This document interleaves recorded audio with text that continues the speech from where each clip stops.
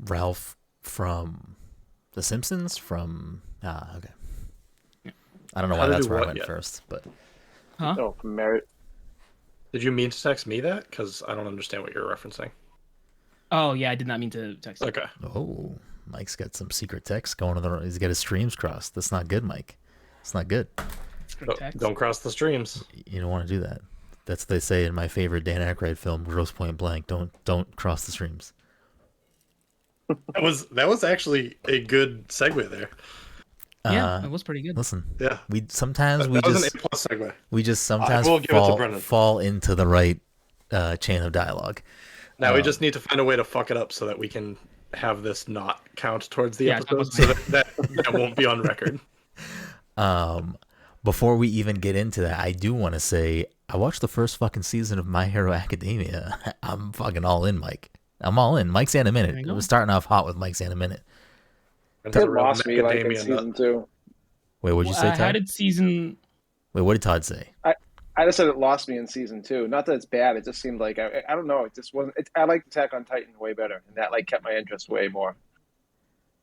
Interesting, because from what I've heard from not just Mike but multiple, I mean Mike can also change his tune here if I'm misrepresenting his opinion. But from what I've heard from, I thought Mike and other people that My Hero only gets better as it goes on, in season 1 for some people is slow and not good. Even though I like season 1 a lot. I don't like the main character, Deku or whatever the fuck his name is. No one cares about Deku. Wait, you don't like Deku, Mike? I like Deku. Deku's fine. He's fucking Naruto. That's all he is. He's just fucking green Naruto. Season 1 ended with. Naruto do they give his powers? Does Naruto get his powers from some other dude? I mean, on some level, yeah. Yeah, sort of, but no. I mean, Naruto.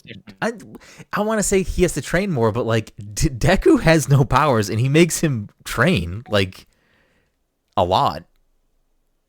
10 months. Deku's powers breaking his bones. Yeah. Deku. I don't know.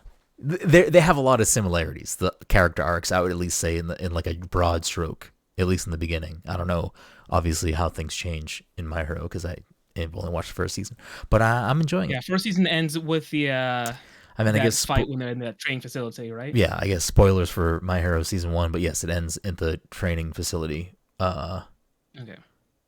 But like the Nomu and Shigaraki shows up and all that shit. Actually, he didn't go there. Who's Shigaraki? A bunch of people show up, but the like the big villains that show up there, which I don't even know if they say all their names. The portal guy, the big like guy with the brain for a head. That's Nomu. And then Nomu. And then guys Todd with the Nomu. And then guys with like I actually thought he looked cool. Hands all over himself. Handsy. Hands all over his face is Shigaraki. Yeah. That's that's Ants in My Eyes Johnson. Yeah, Ants in My Eyes Johnson.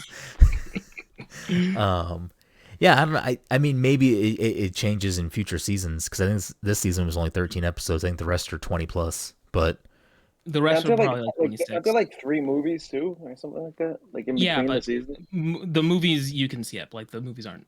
Yeah, that's kind of how anime is in general. Oh, I feel really? like the movies are always like little standalone type things. Although I've heard the Jujutsu Kaisen movie is fucking dope. Did you see it, Mike? Yeah, I saw it. Oh, it was fucking Mike's 37-second review. Jujutsu Kaisen 0. Yeah, it was good. Is it Jujutsu Kaisen 0? Is it 0? I just fucking made that up. Yeah, well, good job. You nailed it. It was good. Yeah, I think it's scoring well on Rotten Tomatoes. Almost perfect, right? I feel like all those anime movies score really well. Is that no, true? I don't know. That's definitely not true. Like the recent ones. I mean, like more of like the recent ones, maybe. Jujutsu Kaisen has a 97% tomato meter and a 98% audience score. You know, it doesn't have that. Fucking the movie we were watching tonight. I didn't look to see how it was received. Yeah, don't look it up yet. That'll be one of the. No, I wanted to look at Morbius to see if the reviews were in. Oh my god, that's gonna be so bad. It's not there. I know. I'm dying watching that. I'm just glad that he has hated as much as I hate him. The main actor from that movie, everyone hates him. Yeah, I don't think that's a secret. I think everyone has felt that way for a while. I could take him or leave him. I don't really care. Yeah, I don't have. I used to think he was a good actor, but like I just can't. Knowing that he's a method actor and he's just wicked annoying on set and like in real life, I just can't. I can only take him for about 3 seconds. Yeah, I like 30 Seconds to Mars. Damn it, that's what it is. 30 Seconds to Mars. What did I say? 3 seconds to summer? What the fuck? Is that another band? Am I just lying? Am I making shit up? 500 Days of Summer. Wait, is there another band that's a movie? 3 seconds to something? That's a movie. There is a Boys of Summer. Nope, that's not right. Is there another band that has music in it? No, not music. Has numbers as like time, like 30 Seconds to Mars. Is there another like time one? I think so, but I can't remember what they're called. I think you're right. I just don't remember their name anymore. Interesting. Anyways, yeah, My Hero, I'm on board for now. Season 2 but the thing I was gonna say was I feel like season 1, there's not really a lot of filler. Kind of gets to the point pretty quickly. Does the rest of the show start to drag a little bit at points or no? Let me think about how am I gonna respond to this. So number one, because of how they release these shows now, like there are some shows that they just week after week, like there's no breaks, and because of that they do end up having some pacing issues to like you get some filler or you start padding out shit. Because this was done seasonally, and like you saw, that first season was only 12 episodes. There was a break. The following year they did 26. It's a little bit better in that regard. That being said, after you had told me like, oh, you had asked me like, oh, does this show, get worse, whatever, I think I brought that up to some other people. I was like, oh, look, my friend started watching My Hero, and he asked if it ever gets Macadamia. bad. Yeah, Macadamia Nuts.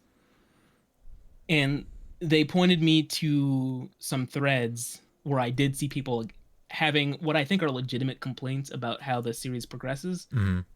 Nothing that I think you would ever notice as it goes on. It's almost something that you might see. You could maybe point to after the fact, being like, oh, you know what? After you finish an arc or two, you might have a problem with like an arc. Okay. But other than that, the complaints I've seen for like that show and for later seasons are that they don't focus on the side characters enough or like develop them, and that's basically fair. Yeah. Fair. The show has a lot of characters, and every once in a while you might get like an arc or part of an arc, or like just like a very small snippet of an arc where you might focus on a side character and be like, oh, this guy's kind of cool, let's see more of him. But then as soon as that's done, it's right back to the Deku gang, which is like 3-4 characters. Yeah, I mean, to be fair, I'm sure you want to know what's going on with the Great Deku Tree and fucking Bakugan. Like, you want to know what's going on with those two characters, right? Yeah. But like there are other interesting characters. Like Uraraka is like a character that is almost consistently sidelined. Really? Who's the guy with grenades? That's Bakugan. Yep, that's Bakugan. I thought Bakugan was the one where you pull the string. Yeah, I was gonna say. No, that's Beyblades. Oh shit! You gotta let her rip. I forget what Bakugans actually are. Uraraka, I feel like is a main character. Well, I mean, just the vibe I get so far is a main character, and they sideline her. That's kind of disappointing. It's almost as if a lot of like the arcs, the main focus of the arcs are things that deal with Deku and maybe one or two other characters, but it's typically not her. So like she might have like a thing to do on the side, but it's never a huge focus. Yeah, I was reading from where, without going into spoilers too heavy, where like how they play out season 5 is that we might actually get what people have been asking for a while with more character development from the other people. I love how Todd is like playing this like we might get this. Like Todd's like invested in My Hero. I mean, he kind of are if he's reading fucking season 5 spoilers. Like what the fuck? Every Sunday, Todd's reading the new manga chapter. He's like, oh wow, this shit's fucking fire. My TikTok timeline is very anime heavy. Todd gets fucking Shonen Weekly delivered to his house. I forgot there's a Jeans Freak in My Hero Academia too. Yeah, Jeans Freak is there. His name's not Jeans Freak. It's Genist, right? It's Best Genist.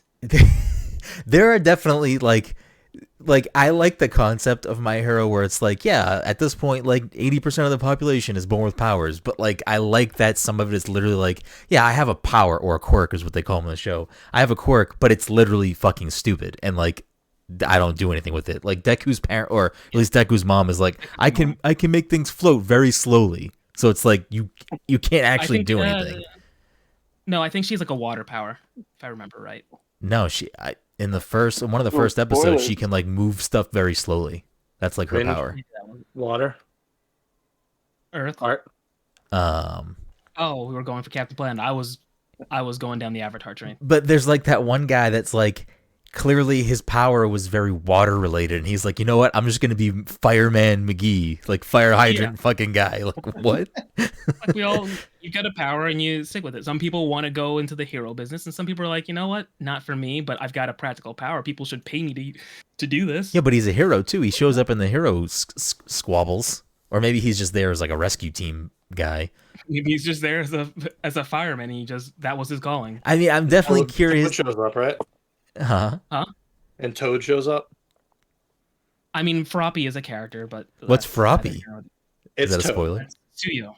Okay. No, it's the girl with the frog powers. Oh yes, I forgot about that. You don't. I think they come up with their hero names in like the second or third season, but that was a name she came up with for herself. Is Froppy?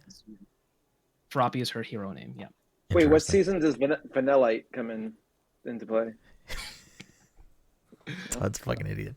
I don't know. There's like some characters that I definitely hope I get to see more of, and then some that are like, cool. The end of the season is like it ends with Cementus making a cement wall. And it's like, yeah, this guy can just maneuver cement, so his name's Cementus. Hey, like, okay, like that's his job. Do we get more on the principal? Does the principal give me that little bunny guy? Does he get a little more action? Do I get to know more about Bunny Man?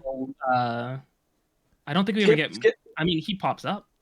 He does. Skip stuff. My Hero and just watch Brotherhood. What's it called? Fucking Full Metal Alchemist. Yes. You watch that show, Todd? I watched a bunch of it. I have to finish it though. What the fuck? I'm so confused.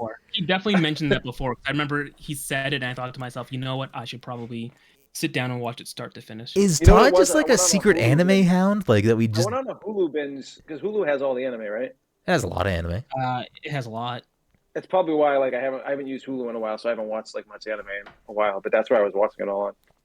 I was playing a lot of Animal Crossing and fucking putting on some fucking anime. That makes sense. That makes sense. I was gonna have My Hero as like a sideline thing and try to like multitask, and then I was like, no, I'm way too invested in what's going on right now because it's just quick. It's just like, again, unless it changes going into it, but the first season was quick. I mean, I liked it.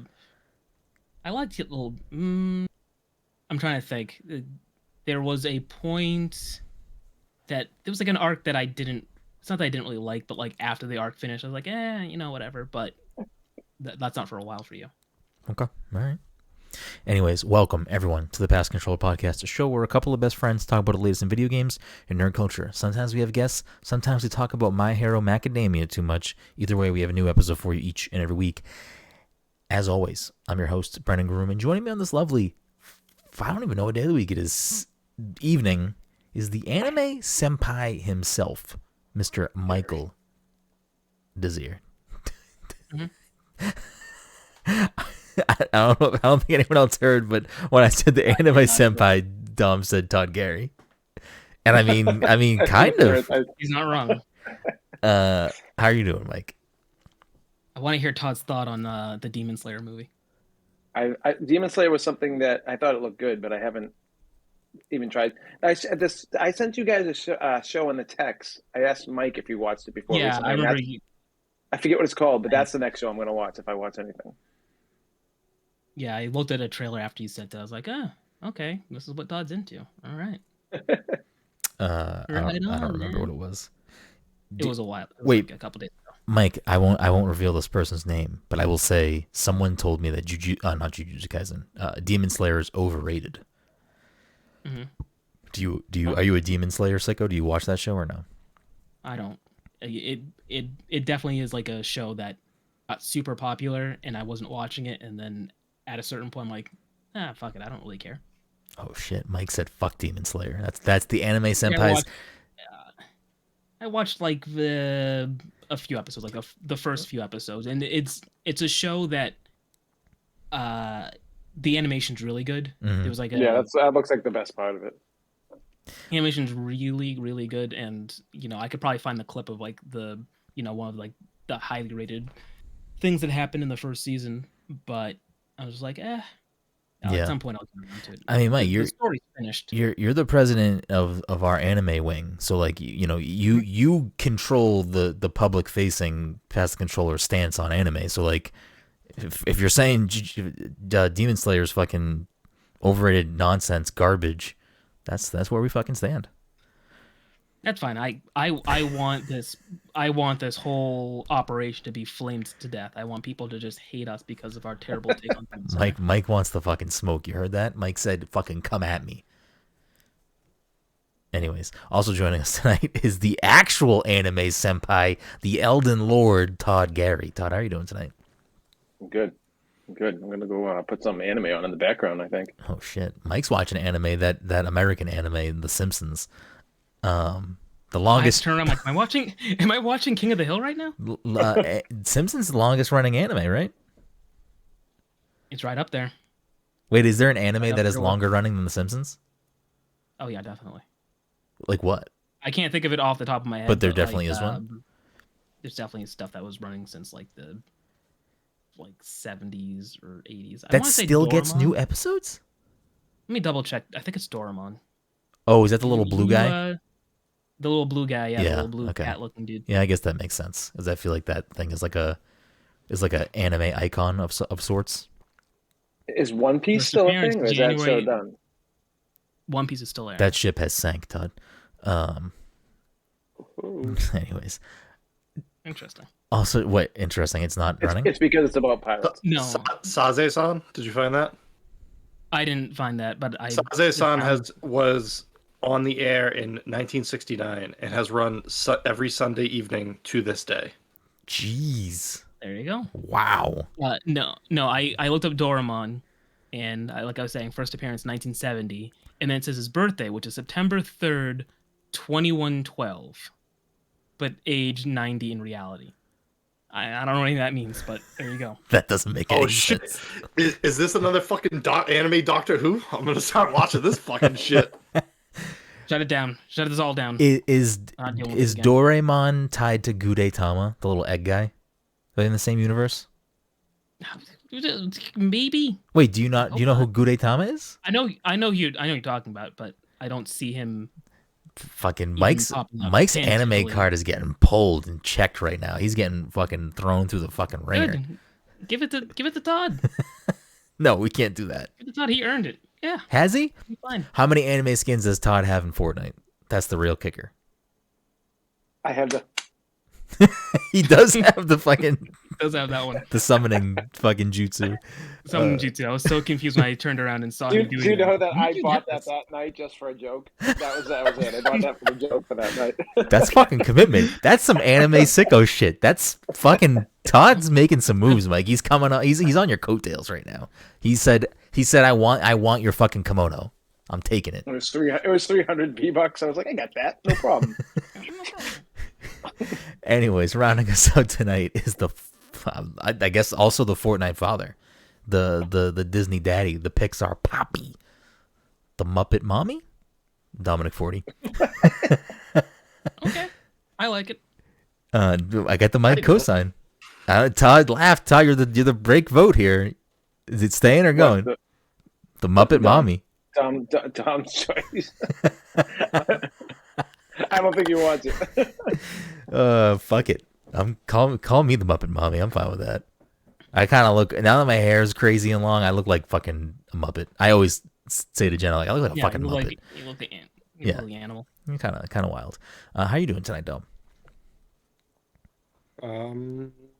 Here. That is true. He is here. Yeah. And we are here to talk about Todd's pick for the PTC Movie Club for March, which was a Walt Disney Pictures event, which I was confused by. Grosse Pointe Blank. So if you haven't, Walt Disney? What'd you say about Walt Disney? It's a Buena Vista movie, so that's Walt Disney, right? Gotcha. Okay. Yeah, but it's not. Yeah. It's a subsidiary company. Yeah. It's a motion picture company that was made so that it wouldn't have Walt Disney attached to it. Yes. Yeah, but it's their movie. They own it. Right? It's under their umbrella, yeah. It's just not on Disney Plus. I had to fucking rent it for $4. Bullshit. It was on Hulu. No, I couldn't find it on there. When I Googled it, it said it was Hulu, but I couldn't find it. It was removed like October of last year. God damn it. Okay, that. Anyways, so if you haven't watched Grosse Pointe Blank or you don't care about Grosse Pointe Blank, now is your turn to turn off the episode and go somewhere else. But if you have watched the movie and you're ready for our thoughts on the film, we'll get right into that in just a moment. But before we do that, Grosse Pointe Blank had a budget of $15 million dues. Do we have any guesses as to where this ended in the box office? I know the box office on this, so I'm going to omit myself. Oh, wow, Todd, a gentleman. Yeah, so after I watched the movie, I wanted to read the summary just so I knew I actually knew what happened in the film. It wasn't complicated, but I feel like there was a couple small details I need to iron out. And I think in the process of doing that, I probably also saw the total box office. Dom, you want to take a crack at the number? 32. Not too far off. I also looked at Wikipedia. I think Wikipedia. Earlier in the week, I think Wikipedia was actually 31. Yeah. Wow, Mike's like, I think I might know. Actually, Dom, it's fucking 31. You piece of shit. According to Box Office Mojo, you're both wrong though, and it's 28. But either way, doubled its budget, which I don't know. For a movie like that, is that good? Like, is that what they're going for? Like, is that considered a success? Well, it's funny because I was thinking about this back then, and like, I feel like these days you don't see a lot of movies made that just get ripped apart. There's like I feel like during that time period, every movie that came out was like a stinker. Like there was so many bad movies that like came out that like so many actors were like Morbius like 10 minutes ago. I know. I'm saying there's it's not even like that. It's getting ripped apart. But I'm saying like every movie that came out, like every big movie that came out every weekend was like always panned during that time period. Like I feel like there were so many movies that like even the movies that made a lot of money were like not reviewed well back then. I mean, I don't know how this was reviewed. Why did you look up the reviews, though? What do you mean? I'm confused by what you're saying. You're saying this movie didn't review well.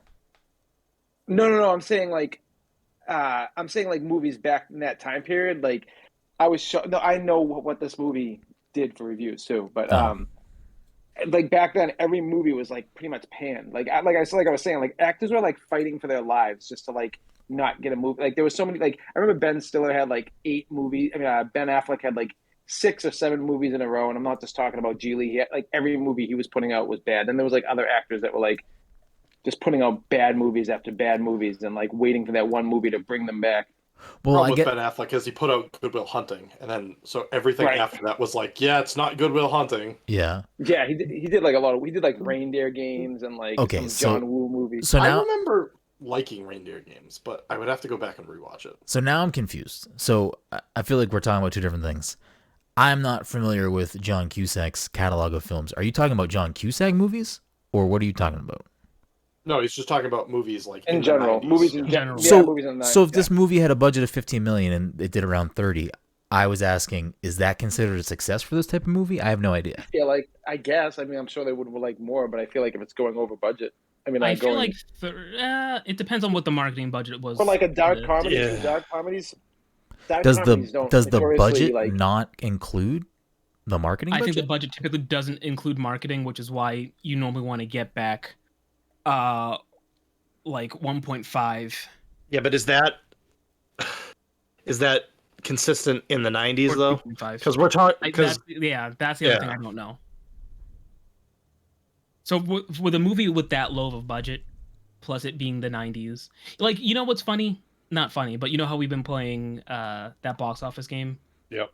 Every once in a while, when you like look at when we get like top of the box office 93, and you're seeing these movies and what they were taking in that weekend, and then if you ever click on like their final gross, it's like it's substantially smaller than the big tentpole films of. So maybe this will put a little more context into what we're talking about here. So according to Box Office Mojo, the domestic box office for 1997, you got Men in Black, and again, like the top of this list is going to be like blockbusters, which this movie is not supposed to be put up against. But you got Men in Black number 1, 250 mil, Lost World 229, Liar Liar, which I feel like I guess Jim Carrey's at like the height of his career around that time, so maybe that's why that movie did so well, because it's Jim Carrey. Yeah, that movie just took off too.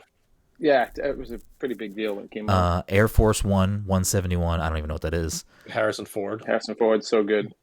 Star Wars re-release. It must have got released in theaters. It was released it's when they added stuff. They added like a couple like things. Oh, that's when they like added all those CGI scenes. Yeah, it should have been the 20 year, and it would have been probably the same year that they announced that episode 1 was coming out. Interesting. My Best Friend's Wedding, 127. Is that the Steve Martin crazy. movie? Like, that's Jason Biggs. No, that's not Jason Biggs. No, that's Julia Roberts and yeah. Oh yeah, it is Julia Roberts. Yeah, I just clicked on it. Is it Hugh Grant? I don't know. It's a guy that you know his name, but you might not know it. It's like Kyle something, or I forget. Not Kyle McLaughlin. Kyle Chandler? Let's see, cast information. No, Dermot Mulroney. Dermot Mulroney, yeah. Okay. Yeah, it is Dermot Mulroney or Mulroney Dormammu. Dormammu. And then number 7, I'm actually surprised. Number 7, Titanic. Did that come out the year before? Is that why? It did not come out in 1997, I don't think. So then maybe that's just a re-release? It came out in 97. Oh, it did come out in 1997, yeah. Oh, it came out in 97 in December, so that movie went on to fucking go bonker town next year. Okay, that makes sense. So that's how James Cameron does it. Box office was $2.2 billion. And that was like... For Titanic? Yeah, and that was like... nothing had ever touched that before, I feel like. Yeah. And it was in the theaters forever. Face Off, 112, Batman and Robin, 107, George of the Jungle, 105. So that puts us at the top 10. You go a little bit lower. I mean, how far do we have to go to get to this movie? It was, what, 32-ish? You're still in blockbusters, though. Yeah. I mean, Con Air? Is that a blockbuster? Is George of the Jungle a blockbuster? Con Air was a huge movie when it came out. George of the Jungle would have been like Disney's summer movie, probably.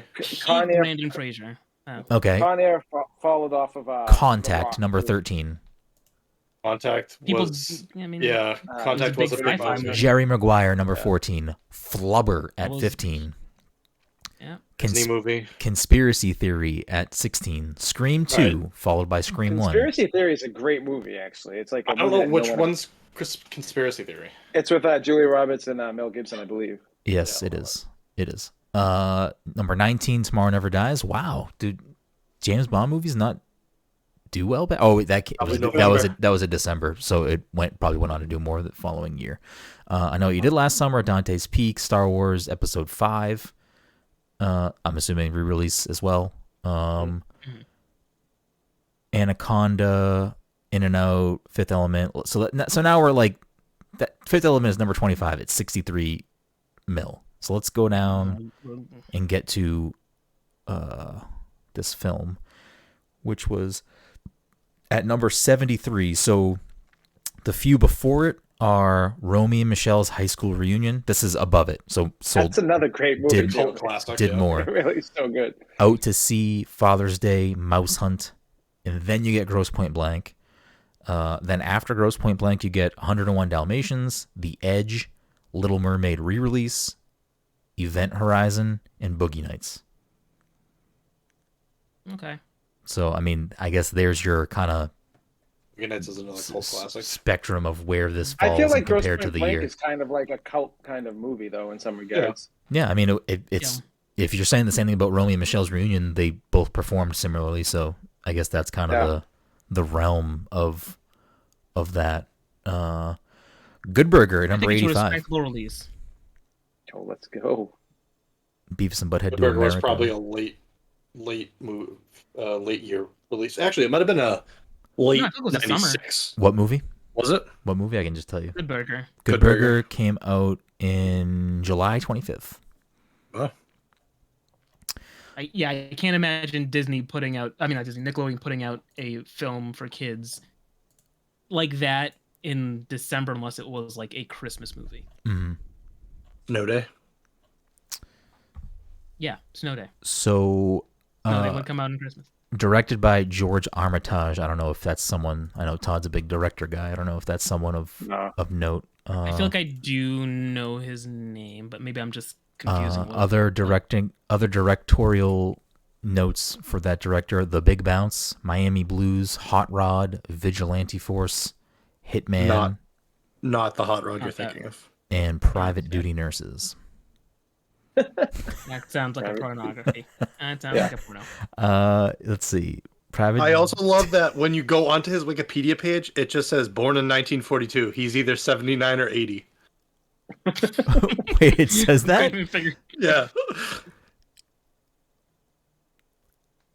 Weird. Basic math dictates that he's about this age. That is bizarre. Starring John Cusack, Minnie Driver, Alan Arkin, and Dan Aykroyd. So things that I thought were that I didn't know that Jen had told me when we were watching the movie. That real quick. Go ahead. So Private Duty Nurses is part of a string of films that started with The Student Nurses, and it is the first in the popular nurses cycle of exploitation films. Apparently there was nurse exploitation movies. I guess. So you have Jen said that John Cusack usually puts Jeremy Piven in all of his movies as well as his sister. Yeah, I'm not familiar with his movies, so I can't verify that, but I don't know that Jeremy Piven's in all his movies. Yeah, I'm trying to think about Joan is in a bunch of his movies. Let's see. High Fidelity. And I don't remember Amy being in a lot of his movies, but she was definitely in this one. I don't see Jeremy Piven in High Fidelity. 1408. I don't even know what that is. I'm not going to start scrolling through John Cusack movies. Is this is this? Why did you pick this movie, Todd? I guess that's a good place to start. Oh, because it's like I mean it's like one of my Jeremy Piven is in Say Anything, at least. I'm not going to keep clicking on movies. Sorry. Yeah, they're probably friends. They're probably friends from that because that was like a huge movie in the '80s and everything. John Cusack was a big dude in the '80s, for the teen stuff. Apparently they're not friends anymore. I feel like I heard everyone hates Jeremy Piven in real life. Yeah, that's the article that I'm reading right now. Yeah. Why did I pick this? This is one of my go-to movies that I just it's kind of to me, I love the chemistry of the actors in this movie, kind of like Silver Lining Playbook. I like John Cusack and Minnie Driver. I don't like Minnie Driver that much and anything else except for maybe Good Will Hunting, but I like their chemistry. I like the way I just like the way the whole cast worked together in the movie. I don't know. It's just a movie that I can always watch and enjoy every time I put it on. Todd's gonna hate me this episode because I didn't like this movie. Yeah, but you don't like good movies. So. I know you don't. You probably were this movie's too old. I was 6 when it came out. I don't understand why he has a big headset on his ear. Before we get into our deeper thoughts on the film, call that a cell phone? What are we thinking this did for critic review? Rotten Tomatoes. Where do we think the tomato meter's at? Todd, you said you already looked it up. I already knew what it was. Yeah. So Mike and Dom, if you have not, what do you think this did on the tomato meter? Todd was actually on dial-up back in '97, putting in a review for this, so that's why you know. I wouldn't be surprised. God damn right. Back when it was just rotten.com. This movie was '97. I was 16. Yeah. So Todd was on there as the real Anime Senpai 69, leaving his reviews. And I saw it in the theaters too. Todd went opening night. I think I did go opening night, to be honest with you. Yo, that new John Cusack dropped. Let's go. Almost entirely unrelated. Too. So when I saw that it had really good reviews and I thought it looked good already, I was sold. It has really good reviews, Mike. All right, here we go. What did they say in the movie at the reunion? Let's go outside and smoke what? I can't remember what he says, but I know he's. Todd's like, I'm gonna go smoke some fucking Smokies and watch this John Cusack joint. All right, Mike, what do you think? Tomato meter, audience score. Tomato meter, audience score. Okay. I feel like as a comedy, the critic score would be less than the audience score. That being said, I feel like I can't even put myself in the mindset of the average viewer back then, so it's gonna be tough. I'm going to say like 60, 70. And like 60 critics, 70 audience. Okay. Dom, how you feeling? I was thinking for critic, I was thinking like high 70s, low 80s. I'm gonna go 78 for critic, and like 84 for audience. Mike, Dom straight up said, "Get the fuck out of my house," because with a tomato meter of 82 and an audience of 87, Dom was closer. So it's critics love John Cusack, and it had Dan Aykroyd in it. So, well, this was a movie that like kind of like gave Dan Aykroyd hadn't made a good movie in like a very long time. So like that was another reason why I was like excited for this movie. I'm like, because I was like, oh, all right, finally, you know, like because if you go back, there was like I think he had said like Blues Brothers 2, like the Blues Brothers 2000 would have been in '99, right? Yeah, it would have been 99, so like 2 years after. I feel like all the 2000 films all came out. He wasn't in much though back then that you could even think of. So, all right, I feel like we should get into the meat and potatoes of this movie here, because Todd clearly loves this movie. He picked this movie for a reason. General statements, Mike. How do you feel overall about this film before we get into the minutia? You know, it's fine. A bit. He was in Tommy Boy in '95. Dan Aykroyd? Oh yeah, I forgot he was in Tommy Boy. Yeah. Who is he in Tommy Boy? He's the head of the other. He's like the other the main antagonist. Yeah. I haven't watched that movie in a long time. I also always mix up that movie with like fucking Black Sheep or whatever the other movie is that are like the same cast, or at least it has the two main actors. Yeah. Tommy Boy has Rob Lowe too. Modern day. Rob Lowe's the bad guy? Wait, which one was he the bad guy? And what he was I like thought trying Rob to Lowe get was the bad guy in Tommy Boy. Wayne's World. Tommy Boy. Oh, Tommy Boy. In Wayne's World. So is the bad guy in Wayne's World. I don't think he's in Black Sheep though. He is in Tommy Boy? Black Sheep. What's his face? He is in Tommy Boy. Okay. So, Mike, overall thoughts on the film? Yeah, Gary Busey was what I was thinking of. It was fine. I feel like it had problems that I don't know if that's just something that I feel like I'm seeing now because I'm watching it, you know. Like what kind of problems when you say 25 years. Just not a good movie. About anything. Like, this isn't really a problem. This is just something that kind of bothered me towards the end. I feel like we had a lot of focus on the CIA agents that Dan Aykroyd had gotten to like tail John Cusack, and that didn't amount Hank to Azaria. anything, really. Hey, all right, can we real quick talk about Hank Azaria and how at one point Joan Cusack is going through the history of the two CIA agents and says that Hank Azaria used to be an Ohio State running back. In what world was Hank Azaria a college? I mean, I don't know. Back? Look at Doug Flutie. He was what was he like 5'8" quarterback? Yeah, but quarterback and running back are like, you got to be built a little bit differently for those two positions. Well, in my high school, our running back was like this tiny kid. Yeah, high school compared to college. Not Ohio State running back. Senior year to freshman year, college. No. I mean, that's not stuff I like really cared about in the movie. You know, like that's just the funny thing. Weird things that I was like, wait, what? I think that's more. I think that's probably supposed to be a joke for the people that catch stuff. Like, there's like clearly this like skinny, scrawny dude was not a whatever, or maybe there was just a way to make him seem like more of a threat. But or maybe Hank Azaria was really a college running back. I'm gonna look. I mean, that's also true too. Yeah, right. Imagine.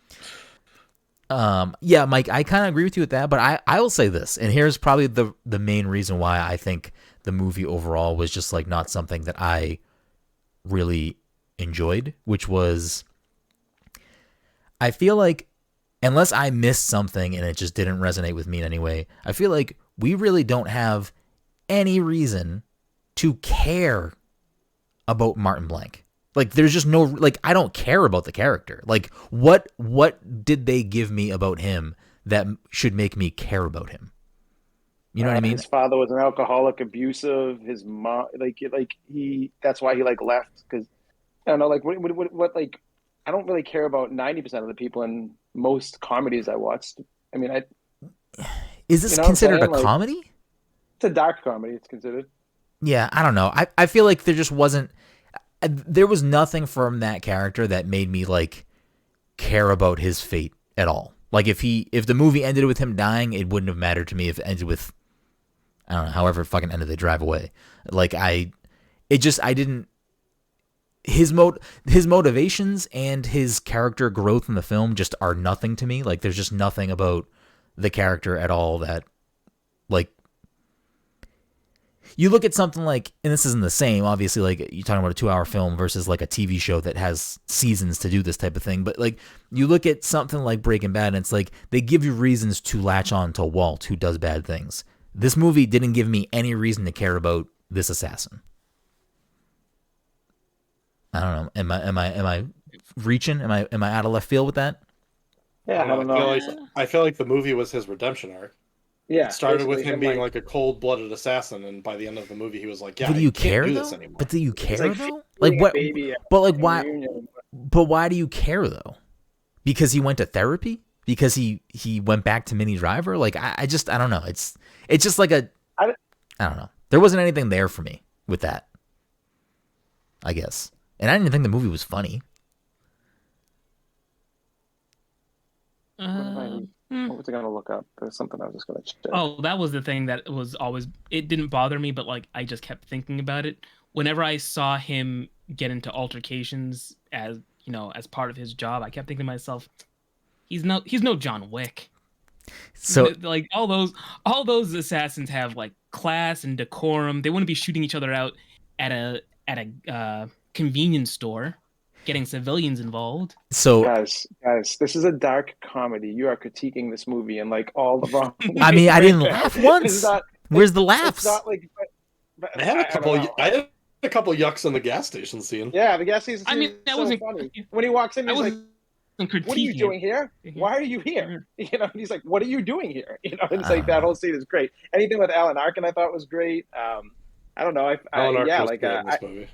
I thought some stuff with some of the stupid banter with Dan Aykroyd when they're like going back and forth and everything. Like, yeah, but they're barely in the movie together. Like they're so few and far between scenes, but with the two of them, when they first interact, when they like the movie opens with like, so here's the thing that I like going into these picks that you guys throw out there, that I genuinely don't know anything about the movie. I had no idea what this movie was. I didn't look up anything about it before pressing play, so I had no fucking idea what we were about to watch. And even if Todd previously had said anything about the movie, that had left my brain. So I went into this completely not knowing what it was. Jen was like, "Yeah, it's fine. Like, you'll probably like it, maybe." And like, I'm watching the movie and like it starts with like an upbeat song. He's on the phone. I'm like, okay, maybe this is like maybe this would be a good movie. And then he snipes somebody. Like, what the fuck is this movie? I was not like prepared for what the movie was supposed to be because I just didn't know anything about it. But shortly after that scene, they meet up in like a fucking side of the road somewhere. Yeah, their chemistry talking in their scenes is good. There could have been more of it, I guess. I don't know. I also don't know why when he left, he says like "bang bang popcorn." Like, what the fuck does that even mean? But what does that even mean? When he's like, "Hoof, hoof, hoof," like I just don't get it. I don't understand what it's supposed to be. Am I missing the joke? I don't know. I just think they're being like super like high stress, awkward, and like this, you know, like it's just. I thought it was pretty funny. I always thought those scenes were funny. With the bing bang, I'm glad you brought that up though. Bing bang boom. Because it stood out to me. I was like, "Am I supposed to laugh?" I literally, Jen and I looked at each other, and I was like, "What the fuck was that? Like, what? I don't understand what that was supposed to be." Honestly, it was probably what's the word for it when they just fucking make up shit on the fly? They should have edited it out then. Yeah, they should have edited it out then. It made no fucking sense. They did bring it back at the end fight scene. He does make another like popcorn reference. Yep. but still, it really made no fucking sense to me. The scene of them in the breakfast place was okay. It was funny, them with the guns in that scene where it's like he's just walking in with a gun in a paper bag, like clearly he's fucking has a gun in his hand. Like that was funny, but like, you know what that reminds me of? It reminds me of that scene or that part in The Office with what's that actor's name? Forget his name, but like Angela like wants to hit out an Oscar, and the guy comes in with like a lead pipe and a sandwich. He's like, I got a sandwich delivery for Oscar Martinez. Yeah, I mean, like, there could have been more of that. I guess it didn't need to be like over the top crazy, but like, I don't know, that was enjoyable, but I don't know. I just didn't care for John Cusack's character at all. Like, there was nothing there for me that like made me feel anything for the character. Like, I didn't feel bad for him in Mini Driver. I don't think he felt anything. I think that was the whole point of the movie. Until like he never felt like he's just a note that I can get that, but like I don't think that makes it a good movie. No, I think that's why like towards the end when and I think another reason that I love this movie is because of the soundtrack, because I love like every fucking song in the movie. Literally, Jen goes, Todd only likes this movie because the soundtrack's really good. I'm like, I mean, he probably did love the soundtrack. No, I love the whole movie because I actually love Minnie Driver in this movie. Like, I'm not even a huge Minnie Driver fan, but I love her in this movie. Yeah, like absolutely love her. Yeah, sure. Right. I don't know. This movie just didn't do anything for me. Bro, no movies do anything for you. What do you mean? I loved Hereditary. I'm sorry the Avengers weren't in it, all right? I have to make that. Listen, there were no Marvel actors. You guys have the opportunity to pick good fucking movies, and you just never do. No one has. Bro, you didn't like Prisoners, which like people hold as like one of the like highest regarded movies. Like the highest Prisoners. People hold Prisoners as one of the highest regarded movies. Like, no, I have never heard someone say, you know what, I fucking love The Godfather and Prisoners. Those are my top two dead or alive. I mean, like, you don't talk about Godfather, you would complain about the entire movie. What's that? I said if I picked Godfather, he would complain about the entire fucking You can't pick it though because it's not a musical, so you can't pick it. I know I can't. Well, not this year. Listen, I want you to pick Dom, you picked the fucking Country Bears. Like, get the fuck out of here. Well, I had a theme and I was sticking to it. And I can get down with that. And Mike picked Mission Impossible 6 for no fucking reason. Mike has a theme. It's movies that he meant to watch. But I'm pretty sure he said he had already seen that movie. I'd seen that movie several times. It makes no fucking sense. You guys have all this power, all the power in the world. I don't know, Todd, it's fine. You like the movie. I'm not saying I almost didn't want to pick this movie because I feel like you won't like anything pre-1990. I mean, early 1997. So then why don't you make that your goal to pick a movie pre-1990 that's actually good and make me watch it? Like he picked Swingers. Swingers I liked. Swingers is probably Todd's best pick. It's probably, and not only is it Todd's best pick, it's probably one of the better movies we watched overall. No one. What about fucking the one with Russell Crowe and fucking? I need to start. I need to make a master list of everything we've picked because I don't even know. That was a 90s movie. Other Guys was fine. Other Guys was fine. Actually, Mike probably has overall the most. Dom's picks don't fucking count because they're all fucking silliness. But Mike has probably had, I think, the most consistent picks overall because I liked Sorry for Asking or Sorry to Bother You. What the fuck was it called? Sorry to Bother You.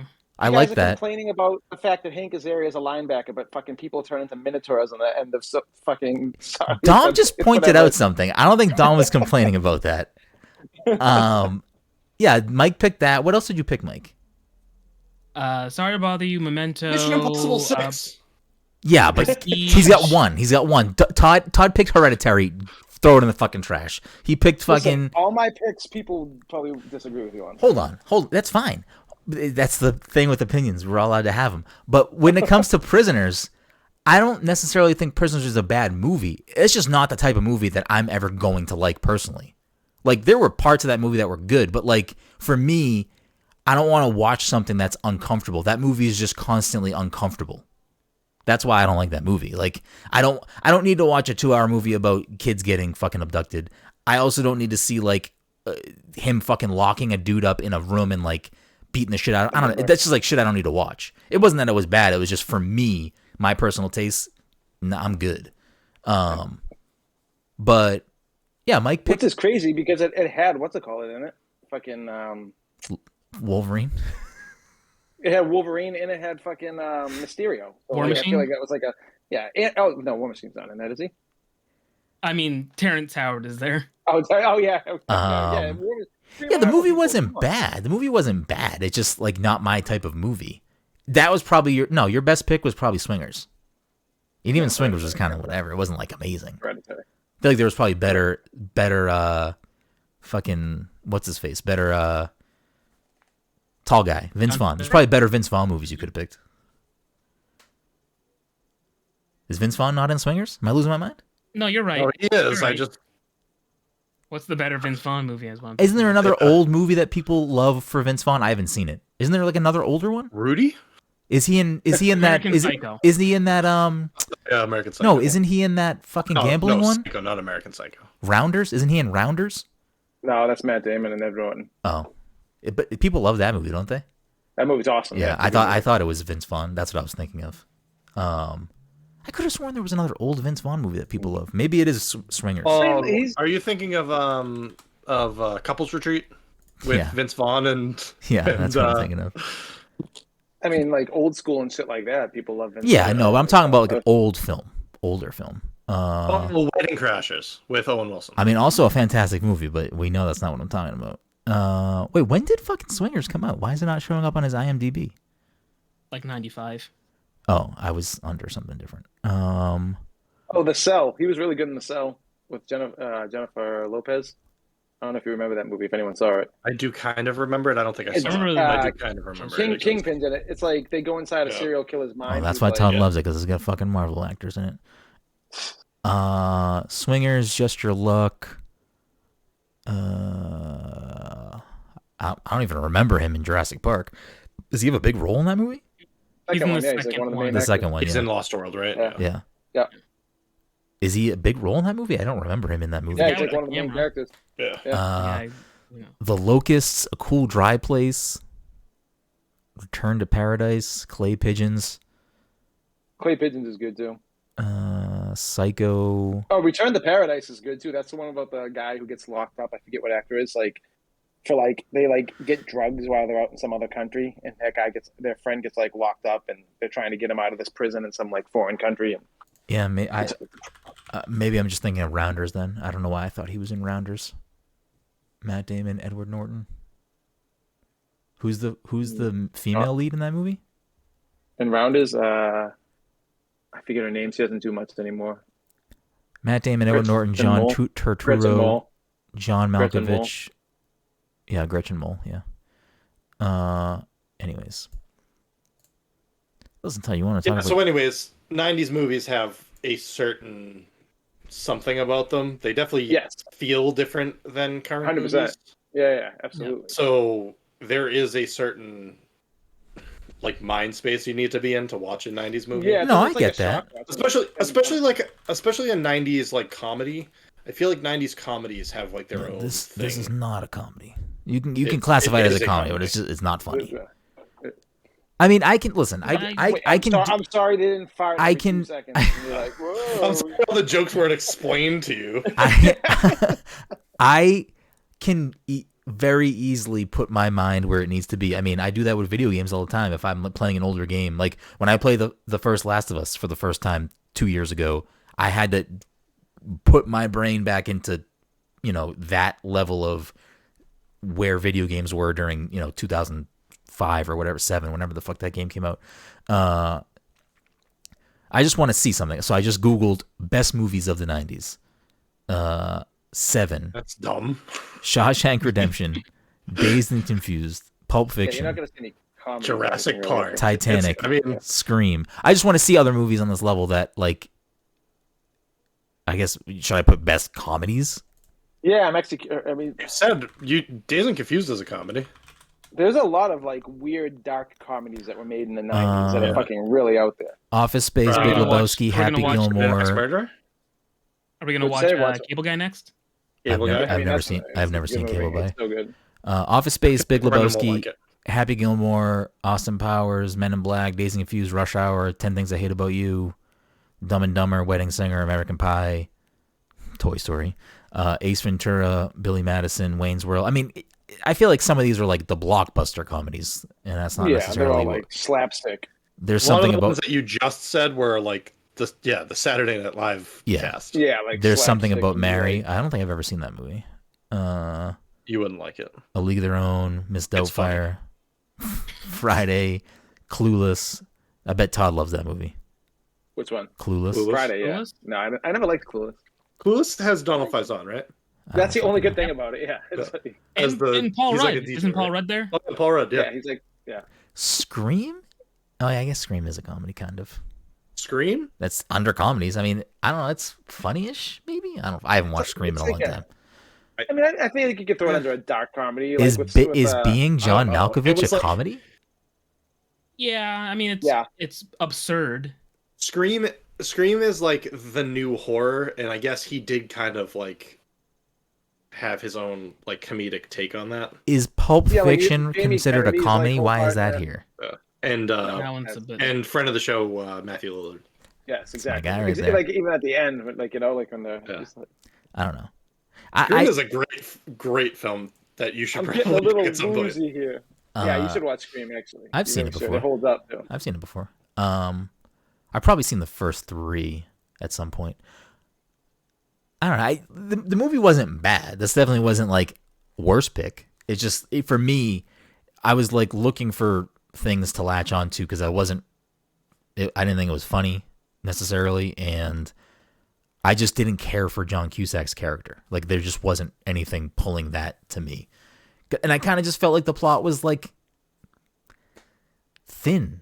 There was nothing there for me. I wanted some sort of substance in some arena, whether it was something that was making me laugh. The action scenes were not good. Like there was just nothing that was there for me. The music was probably the best thing, and they pumped in so much music into that movie where there was like literally scenes where it would be like, here's a song, and then we're just gonna go to another song. Like if we're just gonna keep playing music because this movie's fucking bad. That's where that's how I feel. She's a DJ. You know? That's not what was going on in the scene of the movie. But yeah, I don't know. And they're at a fucking they're at a Yeah, high but school even reunion of music. outside of those scenes, when they're in the radio station in the fucking high school reunion, there's definitely just areas where they're playing music. I would say the best use of music in the movie is when he pulls up to the Ultramart for the first time, and I forget what song is playing. It's Guns N' Roses. And when he walks into the store, Live and it Let just Die. Live or Let Die. It just transitions from the song to like a cover of it for like a store, and it was like I was, oh, this is fucking great. That's like a really good transition. I will say 2 other things about that scene. Both times they go in there, there's a giant Pulp Fiction like standee in the back, and there's a Doom 2 arcade machine, and I was like, I have never seen a Doom arcade machine. It's fucking not real. There's never been a Doom. I looked it up. I was like, I've never seen a Doom arcade machine before, and I looked it up, and it says, fun fact about the film, this is a prop. Like there's never been a Doom arcade machine. So I thought that was interesting. That was what I enjoyed about the movie the most. That there was a fake arcade machine. Bruce Willis's head. Does he shoot off Bruce Willis's head? Yeah. Is that on purpose? You think? I have no idea. I don't know. Maybe. I mean, who knows? What's John Cusack's biggest role? Like, what is his biggest role considered? Do we Say know? anything, probably. I mean, I don't know. Probably. John Cusack. Probably Say Anything. Grosse Pointe Blank, High Fidelity, 1408, Say Anything. High Fidelity's up there. Yeah. That Edgar Allan Poe movie. Pursuit, that's a TV show. Never Grow What's up, Old. Time Machine? River Runs Deep, Distorted, Singularity, Blood Money, Arsenal, Cell, Chirac, Hot Tub Time Machine, Dragon Blade, Reclaim, Better Love Off and Dead? Mercy, The Prince. Better Off Dead. Yeah, I'm not super familiar with his work. Did you see Hot Tub Time Machine? I don't think I ever have. You'd like that one. The jokes are very farts. straightforward. Yeah, There's a lot of fart and poop jokes, perfect. dick jokes. Nailed it. Listen, I'm sorry. I'm going to fucking critique the movie. That's not fucking good. I have the balls to say it. Mike was getting there. Mike, did you like this movie? It was fine. I would say this, and this isn't like a good critique or anything of the movie. It's just that for whatever reason, at some point, I did want to watch this movie. Like, it was something I wanted to watch before I made the recommendation. Mm-hmm. So because I wanted to watch it and I sat down and watched it, I was like, all right, I was fine. I'm glad I got that out. I think if I did not have that, I would probably be less pleased with the film. Mm-hmm. Like there were some threads that like I think would have made me care about the plot more. Like at the beginning when they meet up and he's talking about like an assassin like union, like an assassin like. Oh, so you want John Wick? I get it. Well, it's funny because it's funny. It's funny that Mike brought that up at the beginning because in my notes I was like, "What is this like the fucking precursor to John Wick?" They're talking about like an assassin union. I also wrote, "I don't know what the Kingsman is about, but I bet that's the same shit too." Mike, Kingsman. I don't know. No. Okay. Great. All right. No, but it didn't need to be like this big thing. But I feel like there could have been maybe more tension between him and Dan Aykroyd throughout the movie because I wasn't getting that with the fucking CIA people. That was the point of the movie, though. I think the point of the movie was him getting Minnie Driver back. Yeah, going back home, fucking, him changing his life was the point. Him doing a complete 360 from what he's done. I guess, like yeah. I mean, I was really confused because he went back home as an assassin, and he left as like. He left like the way that he wanted to leave in high school. Yeah. Yeah. No, I get that. Like, I feel like, I guess just for me, there were things that I think could have maybe solidified it. Cause like, you're right. He does go back as an assassin, but he doesn't kill the person he's there to kill, which is Minnie Driver's dad. Right. That's who he's there to kill. Instead saves him and then leaves with Minnie Driver. I just feel like it wasn't. I just feel like it wasn't earned. Maybe I don't fucking know. It just didn't feel like nothing about the movie was like, oh, that was a nice little fucking wrap up. It was just like, cool, it's over. I can go play video games. I think the weakest part of the movie is the ending. But I think the ending was pretty terrible. Yeah, I don't know how you close out a movie like that. To be honest with you, though, like with everything that's going on. But like I do think I think it's pretty. I think for the most part, most people would say the ending's not that great. Go ahead, Mike. I was gonna say I forget why, but at some point towards the end, I paused it. And it said there was 16 minutes left. I'm like, really? There's only 16 minutes left? I feel like there's a lot. We literally must have paused it at the same time because I paused it at like with 15 minutes left. And I looked at Jen and I was like, is there really 15 minutes left? Because I'm fucking done with this movie. I was just surprised. I was like, I feel like there's a lot of things to wrap up. What's going to happen in these 16 minutes? And, well, they did wrap it up. Mm-hmm. So I think there's like a quote unquote sequel to this movie called War Inc., where he plays. It's not. I don't know if it's said that it's a sequel, but Joan Cusack is like his assistant. He's also like a hitman style guy, and what's it called? It's in it too, Dan Aykroyd. But I don't know if that's like how that even works because he's dead. Here's the best thing about these episodes, is that most of the time, especially with Todd's picks, he hates that I go hard for his picks.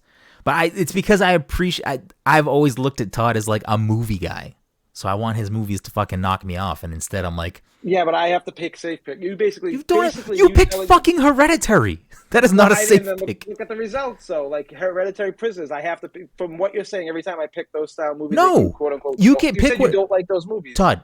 Well, yes, I can speak for Mike too. Mike also did not like Hereditary. Yeah, of course. I don't think that's for everyone. You know, you were expecting with Hereditary, you were expecting me to like that movie for some reason, knowing up front that I told you I'm not gonna like this movie.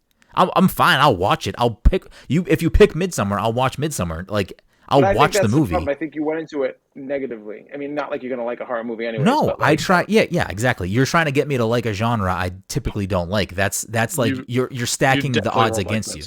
No, I don't think I will either. No, I don't think I would either. I think you would like it's a horror movie. It makes you uncomfortable for like 2 hours. But if someone picked it, I'll watch it because that's what we're doing here, and I want to like put myself in those shoes. It's the same thing with like Elden Ring. I forced myself to play that as a game I typically don't play. Turns out I fucking loved it. I mean, I'm down. The best possible outcome is that someone picks a movie that I don't think I'll like, and I fucking love it. That would be fantastic. But like, I'm gonna watch whatever you guys pick. This movie I wanted to like. I just wanted more from it.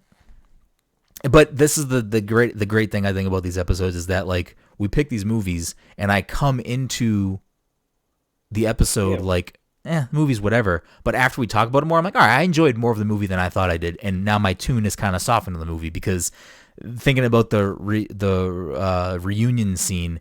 Probably, I think the best comedic scene in the movie is after he kills that guy and Jeremy Piven's running up the stairs. Where's our boy? You got our boy? And then like they like wrap up the guy in like school banners. Like it's not supposed to be like over the top funny, but I just really enjoyed that. Like, did they really have burners like that in high school? No, there's no fucking way. There's no fucking way. I don't know. Like it's like, oh, you know what I thought was weird about this movie too is that. Hocus Pocus. Yes, it did have. I recently watched a movie where there was like giant burners. Yes, Hocus Pocus makes no fucking sense. But it's just funny because like I forget what the first banner says that he pulls down, but then he looks at Jeremy Piven and he's like, "Grab that one too," and it like pans up and it's like "believe" or something. Like it's like a hokey like catchphrase, and I'm like, all right, it's kind of funny, like without being like, "Here's the joke." It's just kind of funny. What do you think was in that guy's poem in its entirety? Oh, I love that scene. That was a weird scene. Very random things. Well, I mean, like I like the way they played that, like because they were gonna make it like, oh, because John Cusack could whoop his ass, and instead he's just like, he's like let it all out. Yeah, they set that up on purpose because she's looking at him through the fucking window and sees him doing that, and then she comes back in the hallway and he fucking murdered somebody. So it's like he hasn't changed. I do think it was interesting. He did do it in self-defense. Yes. Yeah, he died or one of the things I did like about the movie that like was a constant through line, and again, probably some of the better comedic lines that I think were just meant to maybe be there and not necessarily be funny, but I thought they were funny enough. Not like I'm going to laugh my ass off, but like, oh, I appreciate that. Is that most of the people that he talks to when he goes back home ask him what he does, and he says he is an assassin or says he's a killer. I'll brush it off. Yeah. And like, everyone just like throws away. I'm like, all right, you're fucking. I like that. I don't know. It was fine. It was a fine movie. It's better than Prisoners.